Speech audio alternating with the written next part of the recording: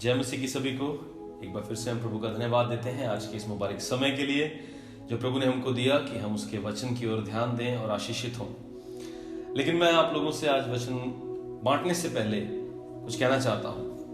धन्यवाद देना चाहता हूं आप सभी लोगों का जो हमारे सब्सक्राइबर्स हैं, लेकिन जिन्होंने अभी तक हमारे इस चैनल को सब्सक्राइब नहीं किया है, आप लोगों से मेरी दरख्वास्त है कि आप इसको जरूर सब्सक्राइब करें और ज्यादा से ज्यादा लोगों तक शेयर करें ताकि प्रभु के नाम में लोग आशीषित हों, प्रभु के वचन को सुने, उसको समझें और प्रभु की महिमा करें। और साथ ही साथ मैं चाहता हूं कि आप प्लीज अपने कमेंट्स को भी डाला करें जिससे मुझे ये मालूम रहे कि आप इन वीडियोस को देख भी रहे हैं, पूरा कंप्लीट देख रहे हैं और आपने क्या आशीष पाई है उसको भी शेयर करें।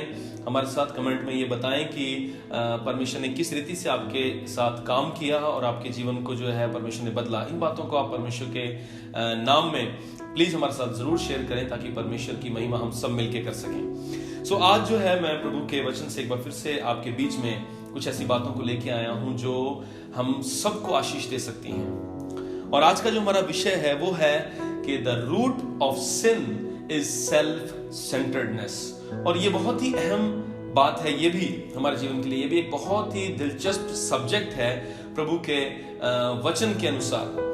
और अगर हम उद्धार की या अनंत जीवन की बात करते हैं तो उसके लिए पहले हमें पाप के विषय में समझना होगा कि पाप क्या है, कंसेप्ट क्या है पाप का, और तब हम जो है उद्धार या अनंत जीवन के विषय में सही रीति से जान पाएंगे। मैं आपको बताना चाहता हूं अजीजों कि जो पाप है वो एक फल है। फल अर्थात कि अगर जैसे हम कुछ करते हैं उसका प्रतिफल मिलता है ना, इसी रीति से जो पाप है वो आज्ञा न मानने का एक फल है। जब आज्ञा नहीं मानी जाती तो उसके परिणाम स्वरूप पाप आ जाता है और पाप का जो फल है वो मृत्यु है। प्रभु का वचन हमें सिखाता है कि पाप की मजदूरी मृत्यु है। लेकिन अनाज्ञाकारिता या प्रभु का हुक्म न मानना वो जो है हमारे जीवन में पाप को लेके आ जाता है। हम जो है पाप को यही नहीं कह सकते कि चोरी करना पाप है या झूठ बोलना पाप है। बेशक ये पाप है, लेकिन ये पाप के कारण आई हुई जो या पाप की जो है हम कहें कि उसकी किस्में हैं। लेकिन पाप की परिभाषा यही है कि परमेश्वर की आज्ञा का पालन न करना।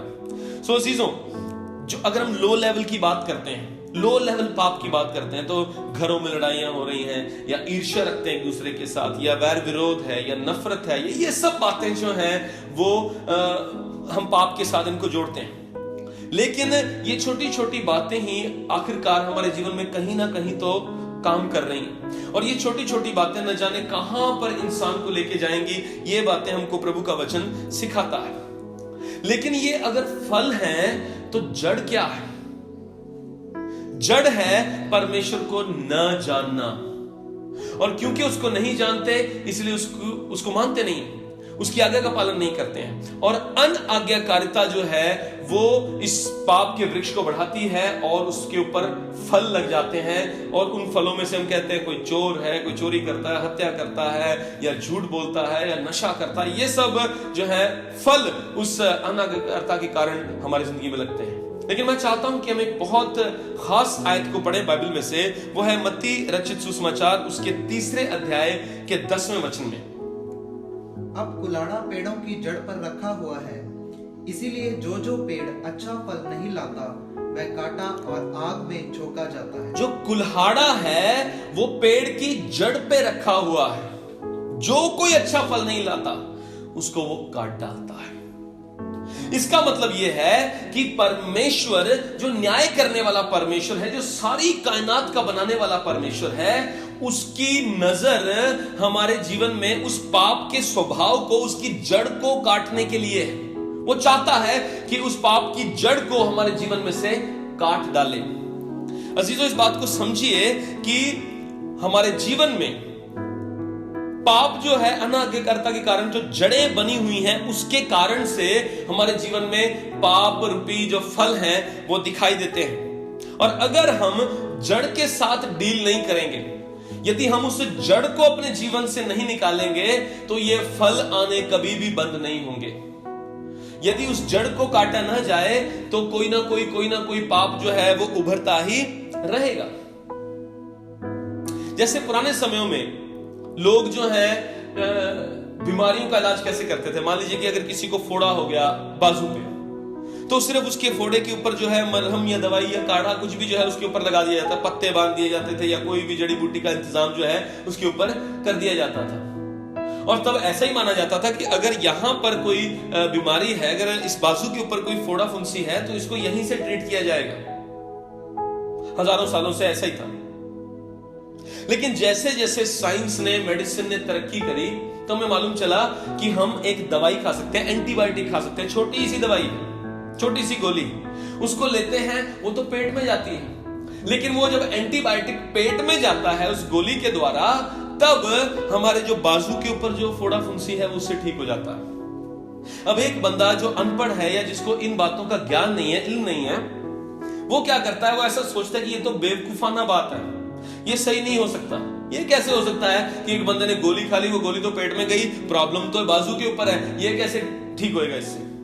लेकिन आप और मैं जो इस युग में जी रहे हैं जहां पर साइंस और मेडिसिन और टेक्नोलॉजी ने बहुत तरक्की कर ली है, तो हमें मालूम है कि वो एंटीबायोटिक खाने से हमारे शरीर में कहीं पे भी अगर कोई प्रॉब्लम है तो उसके द्वारा वो क्या है, ठीक हो सकती है। इसी तरह से लोग पाप को भी आज तक समझते आए हैं। लोगों को लगता है कि ये झूठ बोलता है, सिर्फ झूठ बोलना छोड़ दें तो सब ठीक हो जाएगा। ये चोरी करता है, सिर्फ चोरी करनी छोड़ दें तो सब ठीक हो जाएगा। लोगों को लगता है ये मेरा पति या मेरा बेटा जो है शराब पीता है, बस ये छोड़ दे तो सब ठीक हो जाएगा। बहुत सारे लोग इसी सोच के साथ प्रभु यीशु मसीह के पास आते हैं या प्रभु के दास दासियों से कहते हैं कि हमारे लिए प्रार्थना करो, या चर्च में आते हैं सिर्फ इन्हीं बातों से छुटकारा पाने के लिए। लेकिन परमेश्वर हमको ये बताना चाहता है कि पाप के कारण ये सब चीजें हमारे जीवन में आई हुई हैं, और अगर आप एक चीज से छुटकारा पाएंगे तो कोई ना कोई और पाप उभर आएगा। सिर्फ अगर आप फल के ऊपर ध्यान देंगे कि ये फल इसको तोड़ डालो, ये ना हो, तो कोई और चीज जो है बाहर निकल के आ जाएगी। लेकिन यीशु मसीह का वचन कहता है कि कुल्हाड़ा जो है पेड़ की जड़ पे रखा हुआ है, क्योंकि वो जड़ से पाप को, पाप के स्वभाव को हमारे अंदर से खत्म करना चाहता है। परमेश्वर का जीवित वचन पवित्र बाइबल ये कहती है कि हम सभी पाप में पैदा हुए हैं। हमारे स्वभाव में इनबिल्ट है पाप। हम अपने आप से सीख जाते हैं, हमारे अंदर से ये बातें जो हैं निकलने लगती हैं, और इसीलिए हम पाप से भरे हुए हैं। और इसलिए प्रभु का वचन कहता है जब तक तुम नए सिरे से न जन्मो, तुम प्रभु के बादशाह, उसके राज्य की संतान नहीं बन सकते। हमें नए सिरे से होने के लिए पाप के स्वभाव में, पाप के उस पेड़ की जड़ को काटना अवश्य है, बहुत जरूरी। लेकिन इस पाप की जड़ क्या है? वो है सेल्फ सेंटर्डनेस, या स्वार्थ, या खुदगर्जी। जब भी हम खुदगर्ज होकर कुछ भी करते हैं तो आप मान लीजिए कि हम पाप में ही रहते हैं। यह पाप का स्वभाव और हमें गिरा देता है। लेकिन पवित्रता की जड़ क्या है? पवित्रता की जड़ यीशु मसीह है। बाइबल में लिखा है उसने कोई पाप नहीं किया, कोई पाप का विचार भी उसके मन में नहीं आया। वो आदमी और औरत की ख्वाहिश से पैदा नहीं हुआ, एक कुंवारी गर्भवती हुई, परमेश्वर के पवित्र आत्मा की सामर्थ्य के द्वारा वो गर्भवती हुई। और इसको अगर आप आत्मिक रीति से समझेंगे तो ही आपको यह बात समझ में आएगी, वरना कोई ये समझ नहीं सकता कि कैसे एक कुंवारी गर्भवती हो सकती है, कैसे पवित्र आत्मा की सामर्थ्य के साथ हो सकती है। बेशक हो सकती है। परमेश्वर ने बोला और सब कुछ बन गया। परमेश्वर के शब्दों में, परमेश्वर के वचन में सामर्थ्य है किसी भी निर्जीव चीज को सजीव बनाने की, या जहां पर कुछ भी नहीं है वहां पर सब कुछ पैदा करने की। इसलिए हमारा परमेश्वर कुछ भी कर सकता है। परमेश्वर ने आदम को बनाया। साइंस तो यह भी कभी नहीं मान सकती कि एक मां के बिना जो है औलाद पैदा हो जाए, लेकिन परमेश्वर ने हवा को आदम से बनाया। आदम से, एक मर्द से उसने एक औरत को पैदा किया। ये बातें आत्मिक हैं और आत्मिक रीति से ही समझी जा सकती हैं अजीजों। सो पाप की जड़ स्वार्थ है, खुदगर्जी है, लेकिन पवित्रता की जड़ यीशु मसीह है। अजीजों, इस बात को याद रखें कि केवल बाइबल पढ़ लेना या अच्छे अच्छे काम करना या चर्च में जाना यही काफी नहीं है अजीजों। ये तो होना ही चाहिए, लेकिन जरूरी है कि हम अपनी खुदगर्जी को रिप्लेस करें यीशु मसीह से। अपने स्वार्थ को बाहर निकाल के यीशु मसीह को अपने जीवन में पहला स्थान दें। हालेलुया। या तो हमारे इर्द गिर्द सब कुछ चल रहा है, या यीशु मसीह के इर्द गिर्द। दूसरे शब्दों में मैं आपको समझाना चाहता हूं, या तो हम हर वक्त अपने ही लिए जिएंगे, अपने ही लिए सब कुछ करेंगे, अपने ही लिए सब कुछ बोलेंगे, अपने ही लिए परिवार को सब कुछ करेंगे, सब कुछ अपने ही लिए करेंगे, और या फिर हम सब कुछ यीशु मसीह के लिए करेंगे। ये जो बीच का रास्ता है ये बहुत खतरनाक है अजीजों। एस्ट्रोनॉमी में अगर हम बात करें, एस्ट्रोनॉमी जो सब्जेक्ट है उसके लिहाज से अगर हम बात करें, तो हजारों सालों से लोग यही विश्वास करते आए हैं कि जो पृथ्वी थी या जो पृथ्वी है वो बिल्कुल सेंटर में है और बाकी सब चीजें जो है उसके इर्द गिर्द घूमती हैं, और वो उसी को सही समझते थे, क्योंकि देखने में ऐसा ही लगता है कि पृथ्वी बीच में है, एक तरफ चांद है, एक तरफ सूरज है, सितारे हैं, चारों तरफ से हम घिरे हुए हैं, पृथ्वी बिल्कुल सेंटर में है। और इसी सोच के साथ हजारों सालों से लोग ऐसे ही जीते आ रहे थे, यही सोच में। लेकिन फिर से वही बात कि उनको लगता था कि वो सही है, लेकिन आखिरकार एक प्रॉपर स्टडी ने, आखिरकार एक अच्छी डिस्कवरी ने, साइंस जब बढ़ी, जब टेक्नोलॉजी बढ़ी, जब लोगों को जो है उनके ज्ञान में परमेश्वर के द्वारा वृद्धि दी गई, तो उन लोगों ने इस बात को मालूम किया कि पृथ्वी मिडल में नहीं है, पृथ्वी सेंटर में नहीं है, लेकिन सूरज सेंटर में है, और बाकी सारे ग्रह जो हैं वो उसके इर्द गिर्द घूमते हैं। हालेलुया। इसी तरह से जब तक सच्चाई सामने न आए तब तक झूठ ही सही लगता है।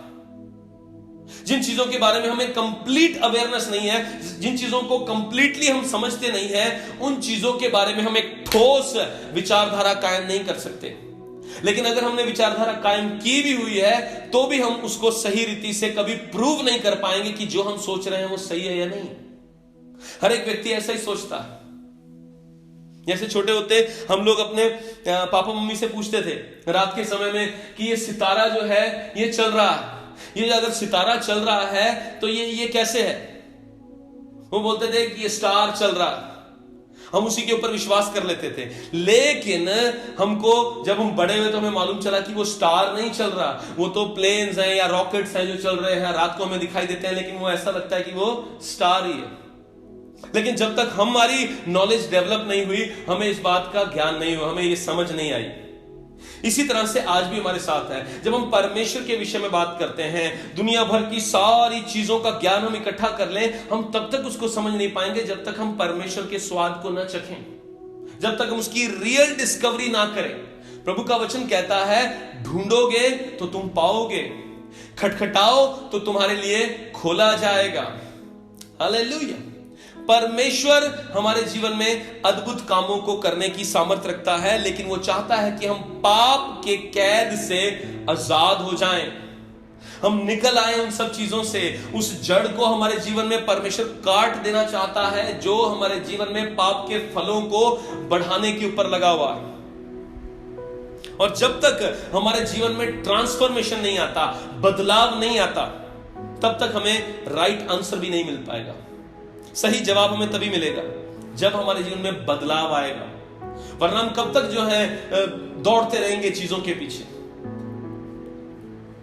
जब हम पश्चाताप के ऊपर बात करते हैं, पश्चाताप है अपने खुदगर्जी से फिर जाना और परमेश्वर की ओर मुड़ना, परमेश्वर को अपने जीवन में स्थान देना, अपनी खुदगर्जी को छोड़ देना। और यह सिर्फ कुछ आदतों को छोड़ना नहीं है, कुछ कुछ बुरी बातों को छोड़ देना ही जो है सही होना नहीं होता। अगर आप एक आदत को छोड़ेंगे तो कोई और बुरी आदत हमारे जीवन में आ जाएगी। जरूरी नहीं है कि बुरी आदत वो हमारे लिए बुरी हो, लेकिन यदि वो परमेश्वर की नजर में बुरी है तो बेशक वो बुरी है। अपने नजरिए से अपनी जिंदगी को न जिए अजीजों, परमेश्वर के नजरिए से अपनी जिंदगी को जीना शुरू करें।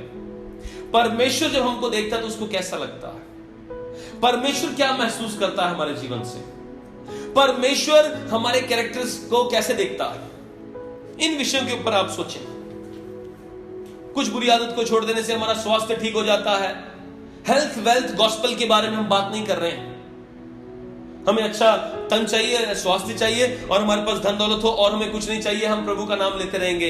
ये एक सही कंसेप्ट नहीं है परमेश्वर के पास आने का। अगर आप ऐसा प्रचार सुनते हैं कि आप अमीर हो जाएंगे प्रभु के ऊपर विश्वास करके, तो ये सेल्फ सेंटर्डनेस का प्रचार है, खुदगर्जी का प्रचार। यदि ऐसा बोला जाता है कि आप स्वस्थ हो जाएंगे, बिल्कुल ठीक हो जाएंगे और आपको कोई प्रॉब्लम नहीं आएगी, तो यह भी एक सेल्फ सेंटर्डनेस का प्रचार है, खुदगर्जी का, स्वार्थ का प्रचार है, और आप गलत रीति से उसके पास आ रहे हैं। बहुत सारे लोग इस चीज को जो है आत्मिक लेप चढ़ा के प्रचार करते हैं कि आपको परमेश्वर स्वर्ग लेके जाएगा, तो यह भी एक सेल्फ सेंटर्डनेस का प्रचार है। आत्मिक लेप लगा के भी हम सुसमाचार को डिस्टॉर्ट नहीं कर सकते।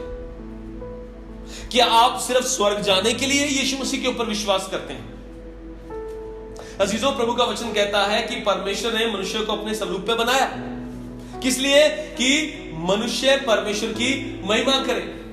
यीशु मसीह ने प्रार्थना करनी सिखाई, उसने कहा जैसे तेरी मर्जी स्वर्ग में पूरी होती है परमेश्वर पिता, वैसे ही तेरी मर्जी पृथ्वी पे भी पूरी हो। क्यों कहता है वो ऐसा कि उसकी मर्जी पृथ्वी पे पूरी हो? ताकि स्वर्ग जैसा माहौल पृथ्वी पे बना सके, स्वर्ग के राज्य की झलक पृथ्वी पे दिखाई जा सके। क्यों स्वर्ग जाने के लिए हम यीशु मसीह के ऊपर विश्वास करते हैं? जहां परमेश्वर की प्रेजेंस है वहीं स्वर्ग है, परमेश्वर की प्रेजेंस ही स्वर्ग है। इस बात को याद रखिए। आज जैसे हम बात करते हैं, आज लोग हमारे क्या करना चाहते हैं, वो वेस्टर्न कंट्रीज में जाना चाहते हैं, उस देश में जाना चाहते हैं, वहां पर कमाई अच्छी है, जैसा आपका जॉब है, जैसा आपका जो है ज्ञान है, उसके हिसाब से शायद यहाँ पर अच्छा पे नहीं मिल रहा, तो हम बाहर जाएंगे जी, वहां काम करेंगे। और एक डेवलप्ड कंट्री में जाना चाहते हैं जहां पर ट्रैफिक के रूल फॉलो किए जाते हैं, जहां पर जो है फैसिलिटीज बहुत अच्छी हैं, जहां पर कमाई अच्छी है, रहन सहन लाइफस्टाइल बहुत अच्छा है, उन देशों में जाना चाहते हैं, अपने देश को छोड़ना चाहते हैं। कारण क्या? कि हमें वो अच्छा लगता है। लेकिन कोई भी ये नहीं सोचता कि मैं अपनी आदतों को यहां पर बदल दूं। अपने आप को बदलना नहीं चाहते, लेकिन उन जगहों पे जाना चाहते हैं जहां पर सब चीजें डेवलप्ड हैं। अपने देश को डेवलप करने के लिए हम अपनी आदतों को छोड़ना नहीं चाहते। आज भी लोग सड़कों पर थूकते हैं, आज भी लोग अपने खाना खा के जो है छिलके जो है गलियों में सड़कों पर फेंक देते हैं, अपने घर का कचरा साफ करके बाहर गलियों में फेंक देते हैं। टॉफी खाई, कोई और चीज खाई, केक खाया, बिस्किट खाई, वो जो है रैपर्स बाहर फेंक देते हैं। कार्स में जा रहे हैं, केले खा के छिलके बाहर फेंक देते हैं। सोचिए, हम अपनी आदतों को बदलना नहीं चाहते, लेकिन हमारी उम्मीद यह है कि हम ऐसे देशों में जाएं जहां पर यह कुछ भी नहीं होता, लेकिन हम अपने आप को चेंज नहीं करना चाहते। ये इंसान की मेंटालिटी है। शैतान ने, जो परमेश्वर का विरोधी है, उसने लोगों की सोच के ऊपर कब्जा किया हुआ इस रीति से कि हम ऐसा ही सोचे कि हमें किसी और जगह में जाना है। और लोग आज इसी लिए परमेश्वर को पूछते हैं कि हमें स्वर्ग में जाना है। अजीजों, सिर्फ स्वर्ग में जाने के लिए हम यीशु मसीह के ऊपर विश्वास नहीं करते। बेशक हमें परमेश्वर स्वर्ग में लेके जाएगा, ये एक इंपॉर्टेंट बात है। अनंत जीवन यही है कि हम उसके पास रहें, लेकिन ये दिनों के लिहाज से नहीं है, आपकी क्वालिटी रिलेशनशिप के ऊपर ये बात है। सुसमाचार में लिखा है परमेश्वर को जानना ही अनंत जीवन है। परमेश्वर को जानना ही जीवन है। यदि आप परमेश्वर को जानते हैं पृथ्वी पर रहते हुए, तो आप सोचिए आप स्वर्गीय माहौल में रह रहे हैं। स्वर्ग की फौजें, परमेश्वर के दूत आपके इर्द गिर्द हैं, आपके चारों ओर छावनी किए हुए हैं, आपको संभालने के लिए, आपको बढ़ाने के लिए। हालेलुया। जैसे उसकी मर्जी स्वर्ग में पूरी होती है, ऐसे पृथ्वी पे हो। हमें अपनी खुदगर्जी को अपने अंदर से बाहर निकालना है। आपके लिए ये सवाल है, क्या आप खुदगर्ज हैं, अपने ही लिए जी रहे हैं, या अपने परिवार के लिए जी रहे हैं, या आप मसीह यीशु के लिए जी रहे हैं? क्या आप परमेश्वर के लिए जी रहे हैं? इसका जवाब आपको मालूम होगा। और अगर आपको मालूम नहीं चल रहा, तो भी आज बैठ के जरा अपने दिल को टटोल के देखें कि आपके जीवन का मकसद क्या है, किस लिए जी रहे हैं आप, किसकी खोज में हैं आप अपने जीवन में खुद ही को डिस्कवर करने पे लगे हुए हैं, या परमेश्वर की डिस्कवरी कर चुके हैं? परमेश्वर को जानना ही जीवन है अजीजों। बाइबल में एक ऐसी कहानी है जो बहुत ही शक्तिशाली है, और वो कहानी है लूका की इंजील में से, उसके 15वें अध्याय में से। और ये कहानी है दो भाइयों की। लेकिन जब आप उसका शीर्षक पढ़ते हैं, उसकी हेडिंग पढ़ते हैं उस कॉन्टेक्स्ट की, तो प्रोडिगल सन या उड़ाऊ पुत्र की कहानी, उसके विषय में जो दृष्टांत दिया यीशु ने, हम उसके बारे में देखते हैं। लेकिन यह कहानी दो बैकस्लाइडर्स की है, दो व्यक्तियों की है जो पीछे चले गए या गिर गए। सिर्फ एक व्यक्ति की नहीं है। लेकिन इस कहानी को पढ़ के कितने ही सालों से यही प्रचार होता है और यही लोगों की सोच रही है कि ये उड़ाऊ पुत्र के विषय में है, जो अपने बाप से अपनी जमीन जायदाद का हिस्सा लेके दूर देश में चला जाता और कुकर्म में अपनी सारी धन दौलत को उड़ा देता, फिर सूअरों का खाना खाता है, बदहाली में चला जाता है और फिर उसको याद आता है कि मुझे मेरे बाप के पास जाना चाहिए। लेकिन ये कहानी केवल उड़ाऊ पुत्र की नहीं है। अगर केवल उड़ाऊ पुत्र की होती तो यीशु मसीह वहीं पर रुक जाता जब उड़ाऊ पुत्र वापस आ गया। लेकिन यीशु मसीह इस कहानी को प्रोलॉन्ग करता है, यीशु मसीह इस कहानी को आगे बढ़ाता है और बड़े बेटे के विषय में भी बात करता है, क्योंकि इस कहानी में दोनों ही बेटे बैकस्लाइडेड हैं। हालेलुया। क्योंकि आप शुरुआत में देखेंगे कि जो छोटा पुत्र है वो घर से बाहर चला जाता है, लेकिन कहानी के अंत में जो बड़ा पुत्र है वो घर से बाहर चला जाता है, वो घर में दाखिल नहीं होता। कहानी की शुरुआत इस बात से होती है कि मेरा हिस्सा मुझे दे दे, और कहानी का अंत भी इसी बात से होता है कि तूने मुझे कुछ नहीं दिया। जब आप इस कहानी को पढ़ते हैं, इसमें जो लैंग्वेज इस्तेमाल की गई है दोनों ही बेटों के द्वारा, वो खुदगर्जी की लैंग्वेज है, खुदगर्जी की भाषा है, स्वार्थ की भाषा है। और आज हमारा विषय भी यही है कि सब पाप जो है उनकी जो जड़ है वो खुदगर्जी है हमारी, कि हम स्वयं के लिए सब कुछ सोचते हैं, स्वयं के लिए सब कुछ करना चाहते हैं, हम स्वार्थ से भरे हुए हैं, इसीलिए पाप हमारे जीवन को छोड़ता नहीं। अजीजों, आप देखें, जब हम बड़े बेटे के बारे में सोचते हैं इस कहानी में से, तो हमें लगता है कि बड़ा बेटा बहुत अच्छा है, क्योंकि वो अपने बाप के पास रुका रहा, अपने बाप के कारोबार को वो संभाल रहा है, सब कुछ बहुत अच्छे से चल रहा है, उसने कभी कुछ नहीं कहा। बेशक उसने कभी कुछ नहीं कहा, लेकिन उसने उन बातों को जो खुदगर्जी और स्वार्थ की हैं अपने मन में बसाए रखा उसने।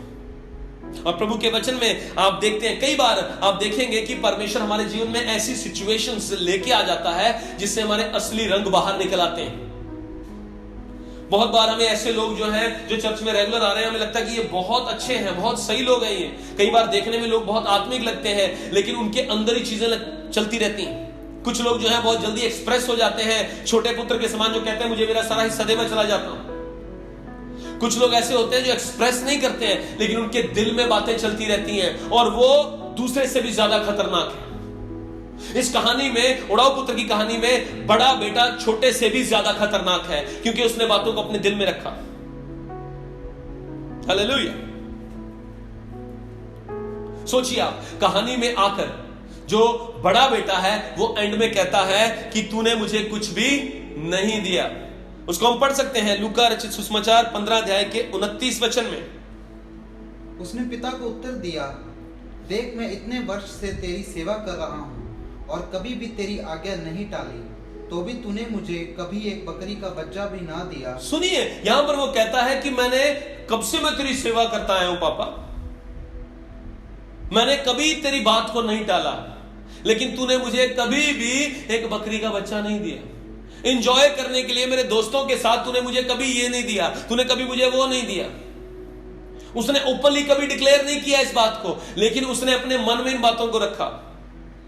सोचिए आप, या और भी ज्यादा खतरनाक बातें हैं जो लोग अपने मन में बातों को रख लेते हैं और उन्हीं को एंटरटेन करते रहते हैं अपने अंदर।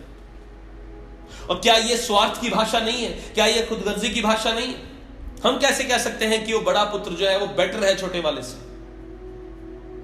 इस तरह के हालात हमारे जीवन को नाश करते हैं अजीजों। कैसे मालूम चलेगा कि मैं करप्ट हूं? जब तक आप सेल्फ इवेल्युएट नहीं करेंगे, जब तक आप अपने आप को जांचेंगे नहीं, आपको मालूम नहीं चलेगा कि आप कहां पर खड़े हैं। इस बड़े भाई को चाहिए था कि अपने आप को इवेल्युएट करता। उसके मन में अगर ऐसे सवाल आ गए कि ये मेरा छोटा भाई वापस आ गया, मेरा बाप जो है ये सारा जश्न मना रहा है, उसको सेल्फ इवेल्युएट करना चाहिए था, अपने जीवन को जांचना चाहिए था कि ये मैं अपने भाई के बारे में क्या सोच रहा हूं, मुझे ऐसा नहीं सोचना चाहिए। कम से कम मेरा भाई वापस तो आया, लेकिन उसने ऐसा नहीं सोचा। वो अपनी बातों को बाप से कहने लगा और वो खुद घर के भीतर नहीं गया, अंदर नहीं गया, नौकर को बाहर बुला के पूछ रहा है कि ये क्या हो रहा है। खुद ही के घर में क्या जश्न हो रहा है वो अपने नौकर से पूछ रहा है, अपने बाप से नहीं पूछ रहा, क्योंकि वो अपने बाप से गुस्सा हो गया कि मुझे बताए बगैर मेरे बाप ने ये जश्न कैसे रख लिया। अजीजों, बहुत बार बहुत से आत्मिक दिखने वाले लोग भी इस तरह की सेल्फ सेंटर्डनेस का, खुदगर्जी का शिकार हो जाते हैं और ये बहुत ही भयानक बात है। इस बड़े बेटे को अपने आप का न्याय करना चाहिए था, अपने आप को जज करना चाहिए था, अपने आप को देखना चाहिए था कि मेरे अंदर ये फीलिंग क्यों आ रही है, ये गलत फीलिंग है, मुझे ऐसा नहीं करना चाहिए। लेकिन उसने ऐसा नहीं किया। दोनों भाइयों में सिर्फ एक ही बड़ा अंतर है। एक ने खुले रूप से बोल दिया, छोटे वाले ने, कि मुझे मेरा हिस्सा दे दे, मैं जाना चाहता हूं। लेकिन बड़े वाले ने अपने मन के अंदर बातों को रखा। लेकिन दोनों ही बैकस्लाइडेड हैं, दोनों के दोनों खुदगर्जी की भाषा बोलने वाले हैं। और बड़ा वाला छोटे वाले से भी ज्यादा खतरनाक है। आपको और मुझको अपने जीवन को जांचना है कि हम किस तरफ हैं। कई बार जो अच्छा दिखाई देता है बाहर से, जरूरी नहीं है कि वो अच्छा ही अंदर से। और कई बार जो बाहर से बुरा दिखाई देता है, जरूरी नहीं है कि वो अंदर से भी बुरा है। मेरे कहने का अर्थ यह है कि हमें हर एक के साथ प्रेम के साथ डील करना है। परमेश्वर का प्रेम ही हमें संभाल सकता है। बुरे लोगों को भी बचने का मौका मिलना चाहिए और अच्छे लोगों को भी अपने जीवन को जांचना चाहिए, क्योंकि इसी से हम परमेश्वर के चेले बनेंगे। अगर हम एक दूसरे के साथ प्रेम रखेंगे। हम सोचते होंगे कि हम चर्च में बैठते हैं, सब कुछ अच्छा करते हैं, जो कुछ मुझसे बन पाता है मैं अच्छा करने की कोशिश करता हूं, लेकिन फिर भी अगर यीशु मसीह आपके जीवन में दिल के सिंहासन पे नहीं बैठा है तो आप खुदगर्जी हैं। ये मत सोचें कि मैं जो कुछ मेरा फर्ज बनता मैं करता हूं, मैं अपना दान दशमांश देता हूं, मैं चर्च में जाता हूं, मैं दुआ बाइबल कर रहा हूं, सिर्फ इतना काफी है। ये एक धर्म का नियम नहीं है। जब हम यीशु मसीह के पीछे चलते हैं तो उसका मतलब ये नहीं है कि हम एक धर्म की पालना कर रहे हैं। प्रभु का वचन कहता है जो लोग आत्मा के चलाए चलते हैं वो उसके पुत्र हैं। हम धर्म के चलाए नहीं चल रहे हैं। बाइबल में जो है धर्म शब्द वहां इस्तेमाल किया गया है कि तुम विधवाओं का और अनाथों का ध्यान रखो। यह है धर्म का कार्य हमारे लिए, मसीही लोगों के लिए। लेकिन मसीह लोगों के लिए आत्मा की अगुवाई में चलना, आत्मिक जीवन जीना हमारा कर्तव्य है। हालेलुया। और आत्मा की अगुवाई में कैसे चलेंगे यदि वचन को जानते नहीं? आत्मा की अगुवाई में कैसे चलेंगे यदि अपनी खुदी का इनकार नहीं किया? आत्मा की अगुवाई में कैसे चलेंगे यदि अपने आप को दीन करके उसके चरणों में बैठ के समर्पण नहीं किया कि प्रभु यीशु मुझे तू चला, मैं अपने आप नहीं चल सकता, मेरा दिमाग इतना काम नहीं करता प्रभु कि मैं तेरे पीछे कैसे चलूं। तू मुझे अपना भय मानना सिखा, तू मुझे प्रेम करना सिखा, तू मुझे पवित्र जीवन जीना सिखा। हालेलुया। हम इस बड़े बेटे की तरह क्यों ऐसा बोलते हैं? मैंने तेरे लिए इतना कुछ किया, तूने मुझे अभी तक चंगा नहीं किया। मैंने तेरे लिए इतना किया, तूने मुझे कभी कुछ नहीं दिया। मैंने इतना किया, तूने अभी तक मुझे घर नहीं दिया, प्लॉट नहीं दिया, नौकरी नहीं दी। मैंने तेरे लिए इतना किया, अभी तक मुझे ये नहीं मिला, जॉब नहीं मिला। बड़ा बेटा भी ये स्वार्थ की भाषा बोल रहा था। सोचिए, परमेश्वर तो आपसे प्यार करता है। परमेश्वर छोटे को भी प्यार करता था और वो बड़े को भी प्यार करता है। लेकिन दोनों ही बेटों के अंदर क्या चल रहा है ये तो वो दोनों बेटे जानते थे या परमेश्वर जानता है। आप और मैं कई बार ऐसी ही सिचुएशन में खड़े हो जाते हैं अजीजों, जहां पर हमें सोचना पड़ता है। एक छोटी सी कंप्लेंट हम लेके बैठ जाते हैं। ये छोटी छोटी बातें, तूने मुझे प्रभु ये नहीं दिया, तूने मेरे लिए ये नहीं किया। क्या सच में आप डिजर्व करते हैं कि आपके साथ ऐसा होता? क्या सच में आप इस काबिल हैं, इस योग्य हैं कि परमेश्वर आपके लिए ऐसा करे? क्या हम जो परमेश्वर की सेवा कर रहे हैं या कोई भी व्यक्ति, आप और मैं, हम जो प्रभु की सेवा कर रहे हैं उसके पीछे चल रहे हैं, तो क्या सच में परमेश्वर हमको उसकी सैलरी दे? क्या तनख्वाह दे परमेश्वर हमको पवित्र जीवन जीने की? क्या परमेश्वर हमको तनख्वाह दे, हमको जो है इंसेंटिव्स दे कि हम प्रभु के पीछे चलते हैं या चर्च जाते हैं या प्रार्थना करते हैं या दुआ बाइबल करते हैं? आप चाहे इस बात को आपको ये अच्छी लगे चाहे ना लगे, लेकिन जो छोटा बेटा था वो ओपनली सिंफुल था, खुलेआम पापी था। लेकिन जो बड़ा बेटा था वो चर्च के अंदर छुपे हुए पापी व्यक्ति के समान है, जिसने एक ओढ़नी को पहन रखा है जो दिखाई देती है कि ये धर्मी व्यक्ति है। लेकिन जो छुपे हुए गुनाह हैं, छुपे हुए विचार हैं, असली रंग वो अंदर दफन है हृदय के। और कब जाहिर हुए? जब छोटा बेटा लौट आया। हालात तय करते हैं कि आप किस नजरिए से परमेश्वर के पीछे चलते हैं। आपके हालात आपको बता देंगे कि क्या आप सच में परमेश्वर को अपने जीवन का सेंटर बना के बैठे हैं या आप खुद ही अपने जीवन को चला रहे हैं। जैसे अभी ये हालात चल रहे हैं, मैंने पिछली वीडियोस में भी बताया है, कितने लोग परमेश्वर से दूर चले गए, प्रार्थना नहीं कर रहे, बाइबल नहीं पढ़ रहे, परमेश्वर को कोस रहे हैं। अगर परमेश्वर हमने तेरे लिए इतना किया, मैंने कौन सा बाइबल नहीं पढ़ी, मैंने कौन सा इतनी प्रार्थना नहीं की, मैंने कौन सा उपवास नहीं रखे, लेकिन तूने मुझे ये नहीं दिया, तूने मुझे हीलिंग नहीं दी, तूने मुझे नौकरी नहीं दी, तूने मुझे चंगाई नहीं दी, तूने मुझे ये छुटकारा नहीं दिया। परमेश्वर सब कुछ कर सकता, परमेश्वर किसी का गुलाम नहीं। हालेलुया। आप अपने आप को अगर जज करेंगे परमेश्वर के वचन के अनुसार, तो आपको यह मालूम चल जाएगा कि आप गलत हैं। आप और मैं गलत है। परमेश्वर कभी भी गलत नहीं हो सकता। मनुष्य कभी भी गलत हो सकता है, चाहे वो कितना ही अच्छा दिखाई दे। क्या आज भी आपके पास परमेश्वर के लिए कोई कंप्लेंट है? क्या आज भी कोई शिकायत अपने हृदय में लिए बैठे हैं आप परमेश्वर के खिलाफ? तो अजीजों, मैं आपको बताना चाहता हूं, अगर आप भी स्वार्थ की बोली बोल रहे हैं कि मैंने इतने साल परमेश्वर तेरी सेवा की, लेकिन मुझे क्या मिला, मैंने इतना सब कुछ तेरे लिए छोड़ दिया, तूने मुझे क्या दिया, तो ये सवाल आपको ही गलत प्रूव करते हैं अजीजों। हमको खुद को गलत प्रूव करते हैं, क्योंकि परमेश्वर को कोई जरूरत नहीं है मनुष्य को बनाने की। उसके पास पहले ही लाखों करोड़ों फरिश्ते हैं जो बिना तनख्वाह के परमेश्वर की हमदो सिताइश करते रहते हैं स्वर्ग में, और वो भी निरंतर। हर वक्त वो परमेश्वर की हमदो सिताइश, उसकी महिमा आराधना करते रहते हैं। कोई जरूरत नहीं है परमेश्वर को इंसानों की, लेकिन धन्यवाद करें कि परमेश्वर ने हमसे प्यार किया। धन्यवाद करें कि परमेश्वर हमको प्यार करने वाला परमेश्वर है, हर एक पापी को माफ करने वाला परमेश्वर है। यदि कोई अपने आप को दीन कर ले, अपने माइंड सेट को चेंज कर ले परमेश्वर के सामने, तो परमेश्वर उसके हालातों को बदलने की सामर्थ्य रखता है। हालेलुया। हमको ऐसा क्यों लगता कि परमेश्वर हमें तनख्वाह दे अगर हम उसके पीछे चल रहे हैं? हमको ऐसा क्यों लगता कि अगर हम प्रभु की सेवा करें तो परमेश्वर मेरे को ये सब चीजें दे? क्या सोचकर आप ऐसी बातें अपने मन में रख लेते हैं? अपने विचारों के ऊपर ध्यान दें कि आप क्या सोचते हैं। अपने हृदय की चौकसी करें, सब बातों से बढ़कर अपने हृदय की चौकसी करें अजीजों। हालेलुया। यह बात याद रखें कि परमेश्वर आपसे प्रेम करता है, और परमेश्वर की सेवा करना एक आदर की बात है हमारे लिए एक आदर है। इसलिए प्रभु का वचन कहता है, बहुत सारे लोग उस दिन आएंगे और कहेंगे, हमने भविष्यवाणी की, हमने बीमारों को चंगा किया, हमने दुष्ट आत्माओं को निकाला, हमने ऐसा किया तेरे नाम से, हमने वैसा किया। लेकिन फिर भी प्रभु उनको कह देगा कि हे कुकर्मी, मुझसे दूर हो जाओ, मैं तुमको नहीं जानता। उसका कारण जानते हैं आप? उसका कारण है सेल्फ सेंटर्डनेस। उन लोगों ने सब कुछ ये काम तो किया, लेकिन खुदगर्ज थे वो। उन्होंने अपनी महिमा कराई, उन्होंने अपने लिए जीवन को जिया, उन्होंने परमेश्वर को सर्वोच्च स्थान नहीं दिया, उन्होंने परमेश्वर की महिमा नहीं की, उन्होंने परमेश्वर के नजरिए से परमेश्वर की सेवा नहीं की। उन्होंने सब कुछ किया, और वो सब कुछ खुदगर्जी में किया, अपने स्वार्थ में किया।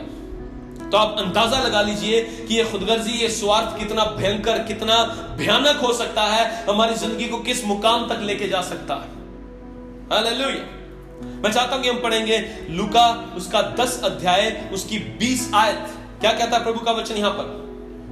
तो भी इससे आनंदित मत हो कि आत्मा तुम्हारे वश में है, परंतु इससे आनंदित हो कि तुम्हारे नाम स्वर्ग पर लिखे हैं। इस बात में आनंदित मत हो कि आत्मा तुम्हारे वश में है, लेकिन इस बात के लिए आनंद करो कि तुम्हारे नाम जीवन की पुस्तक में लिखे गए हैं।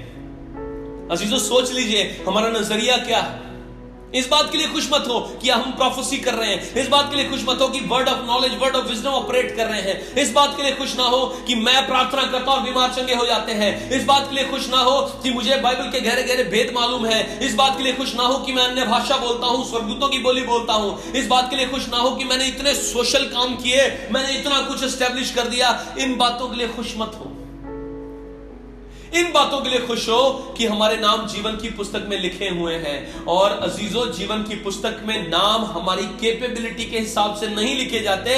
जीवन की पुस्तक में हमारे नाम केवल और केवल परमेश्वर के अनुग्रह के ऊपर विश्वास करने के द्वारा लिखे जाते हैं। हालेलुया। शैतान चाहता है कि हम फर्क को कायम रखें। हमारे अंदर कोई भी ऐसी खूबी और योग्यता नहीं है कि हमें परमेश्वर भला कहे या हम अच्छे हैं। हमारे अंदर ऐसी कोई खूबी नहीं, लेकिन परमेश्वर हमें अच्छा बनाता है, वो फिर भी हमें कबूल करता है। यही फर्क है, और अगर हम इस फर्क को समझ जाएंगे तो हमारा जीवन बदल जाएगा। हालेलुया। मैं आपको बताना चाहता हूं, परमेश्वर सेंटर्ड या गॉड सेंटर्ड जो लाइफस्टाइल है, जिस जीवन में परमेश्वर विराजमान है, जिस जीवन में परमेश्वर फैसले करता है, वो जीवन हमें यह बात सिखाएगा कि हम सब बराबर हैं। वरना आप इसी बात में रहेंगे। बहुत सारे लोग इसी बात में चलते हैं कि मैं ये काम कर सकता हूं, ये काम नहीं कर सकता, इसलिए ये मेरे बराबर नहीं है। मैं दुष्ट आत्माओं को निकाल सकता हूं, ये नहीं निकाल सकता, ये मेरे बराबर नहीं है। मैं बीमारों को चंगा कर देता हूं प्रार्थना करके, ये नहीं कर पाता, ये जो है मेरे बराबर नहीं है। लेकिन अजीजों, ये गलत विचारधाराएं हैं। परमेश्वर हमें कहता है कि हमें इस नजरिए से, यीशु ने कहा कि इस बात के लिए खुश हो कि तुम्हारे नाम जीवन की पुस्तक में लिखे गए हैं। अगर मेरा नाम जीवन की पुस्तक में लिखा गया है और मेरे साथी का नाम भी जीवन की पुस्तक में लिखा गया है, तो हम इक्वल हैं, हम बराबर हैं। कितनी अद्भुत बात है। प्रभु का वचन कितना सामर्थी। परमेश्वर सिर्फ इन्हीं बातों को देखता है हमारे जीवन में। खुदगर्जी से बाहर निकले अजीजों। मैं अच्छा प्रचार कर सकता हूं, ये नहीं कर सकता, कोई बात नहीं, लेकिन अगर आपका नाम जीवन की पुस्तक में है और उसका नाम भी जीवन की पुस्तक में है, तो हम दोनों बराबर हैं। हम परमेश्वर की संतान हैं, एक ही लेवल पे। और परमेश्वर हम सबसे प्यार करता है, एक जैसा। चाहे कोई 50 साल पुराना विश्वासी है, चाहे किसी ने कल विश्वास किया है, दोनों एक बराबर है। कोई सुबह से काम कर रहा है, उसको भी वही जो है 1 दिनार उसको दिया गया, उसकी तनख्वाह, और जो सिर्फ 2 घंटे पहले आया, उसको भी उतनी बराबर तनख्वाह दी गई। ये परमेश्वर की मर्जी है। जैसा परमेश्वर चाहता वैसा करता है। लेकिन एक बात तो बिल्कुल तय है कि हम खुदगर्जी में मर न जाएं। इससे पहले कि हमारा जीवन विनाश की ओर चला जाए, इससे पहले कि परमेश्वर हमसे कह दे, हे कुकर्मियों मुझसे दूर हो जाओ, मैं तुमको नहीं जानता, इससे पहले हम परमेश्वर के वचन की रोशनी में अपने गुनाह का अंगीकार कर लें। हम अपनी खुदगर्जी से, अपनी खुदी से तौबा कर लें और अपने हृदय के सिंहासन पे यीशु मसीह को बिठाएं। यीशु मसीह हमारे जीवन के फैसले करे। यीशु मसीह के कैरेक्टर को हम अडॉप्ट कर लें। यीशु मसीह के कैरेक्टर में हम समा जाएं। हम परमेश्वर की महिमा आराधना करें बिना खुदगर्जी के, प्रेम के साथ, सामर्थ के साथ, अभिषेक के साथ, तो प्रभु हमको बढ़ाएगा। उत्तम आशीषों का सोता परमेश्वर है, उसके ऊपर निर्भर रहें। मैं ये विश्वास करता हूं कि आप इस वचन से आशीषित हुए होंगे और परमेश्वर आपको बढ़ाने जा रहा है। लेकिन आज ही अपनी खुदगर्जी से पश्चाताप करें और यीशु मसीह को अपने दिल के सिंहासन पे राजा करके बिठाएं, और परमेश्वर आपको जो है अद्भुत रीति से आशीषित करेगा। मैं विश्वास करता हूं कि आप ब्लेस हुए हैं। प्रभु आपको बहुत ऐसे आशीष दे। सबको जय मसीह की।